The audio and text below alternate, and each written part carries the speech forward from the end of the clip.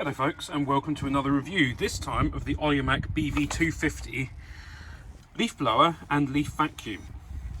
Now this is a petrol model, costs about £350, and if you buy it you will only initially get the blower parts, which is this part here.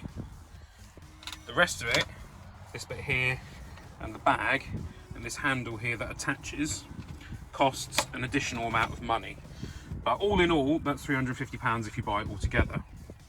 So what's good about this machine? Well, it can propel air at 70 miles per hour, meaning even frozen leaves and leaves stuck to the ground are usually moved. It's got the same simple starting mechanism as found in other Oleo-Mac two-stroke machines, where you simply press this primer bulb 3 or 4 times, put it into the starting mode, and then give it a couple of pulls and it will just turn the engine over once, get some fuel in the system. You then, like the other ones, switch it back, pull this all the way down like so, and then start it. This is a really useful feature to have on here because it means it relieves the strain on your hand. So for example, you'd leave that on and the machine would just run at full power the whole time, and then turn it off, you simply click that button there. Now I recommend before doing that, just take it off full power. I don't like to shut the machine down while the engine's still running at full speed. Spark plugs under here, nice and easily dealt with. Sorry for the state of my hands, I have been using this today.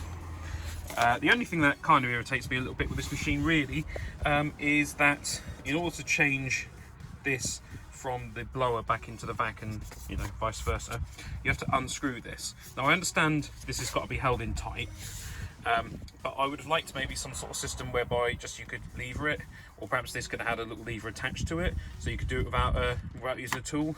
That would have been quite helpful, because most of the time you need to use it with that on first to get the leaves in 1 or 2 different locations and then go around with the bag and get them all. The machine will jam if it sucks up ghouls, as they're called I believe, from oak trees, which is an annoying thing but can't really be helped.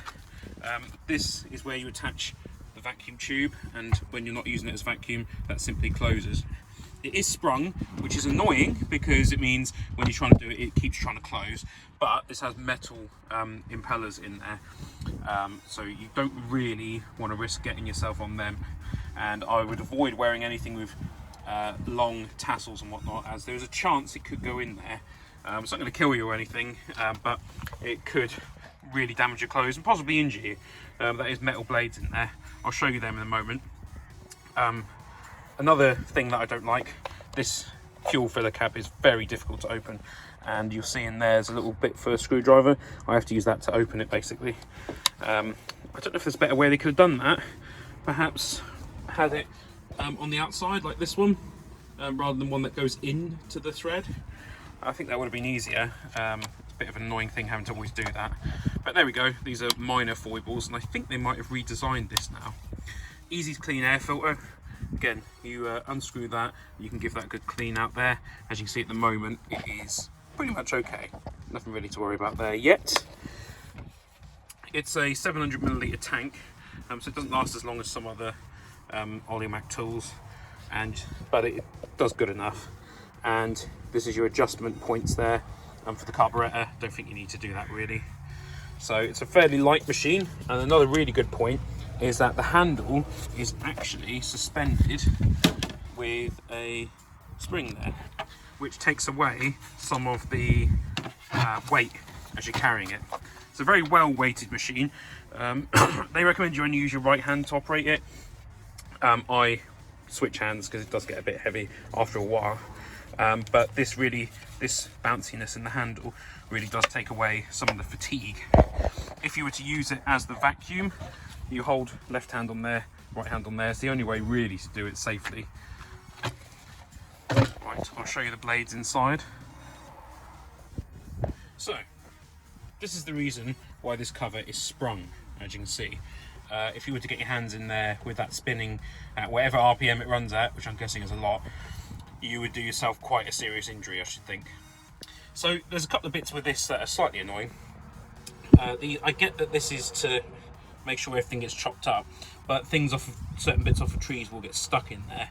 And if you've blown all the leaves in one spot, you might not see the little ghouls or thingy apples, whatever they're called.